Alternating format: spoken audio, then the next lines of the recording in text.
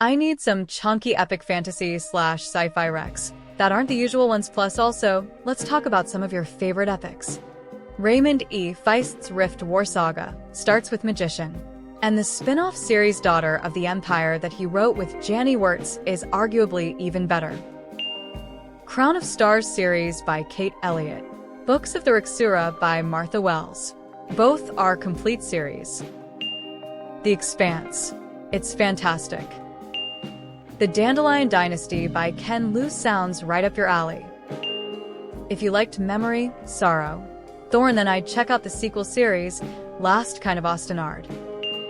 If you liked Memory, Sorrow, and Thorn, I'd highly recommend William's Otherland series. Sci-fi, but with heavy fantasy themes. I personally like it more than MST. I'm reading my way through Adrian Tchaikovsky's The Tyrant Philosopher series at the moment, and it is fantastic. Hard to describe the tone, but it has a very unique vibe to it. Closest I can think of is Chinameval stuff. Joe Abercrombie's First Law is 10 books now, I think, and I think it is grim dark / realistic fantasy at its best. Just enough magic to make it mysterious and cool, great characters. I highly recommend the audiobooks if you're into that.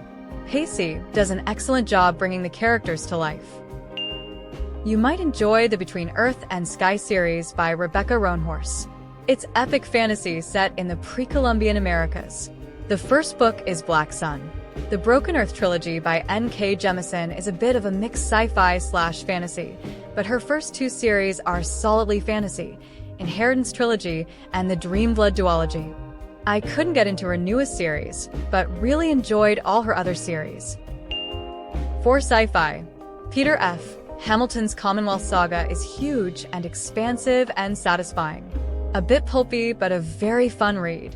It's only 2 books, but they are massive and epic. Ilium and Olympos by Dan Simmons. Far future with technology, so advanced it might as well be magic. The recent trailers for The Odyssey got me to start a reread. For fantasy, I'm surprised The Black Company isn't already on your list. If you like the marine bits of Malazan, you should love The Black Company. Kristen Britton, Green Rider series. This one is just starring, but I really loved it. The Iron Chest by R.A. Nadeau. Emerald series. If you like big battles sci-fi, I recommend the Honor Harrington series by David Weber. Fantasy-wise, have you tried the Grishaverse? Shadows and Bone, and the following books are A+ reads, and the world is really well built. The Faithful and the Fallen is a large 4-book set by John Gwynne with a ton of characters and one of my favorite fight scenes in all of fiction.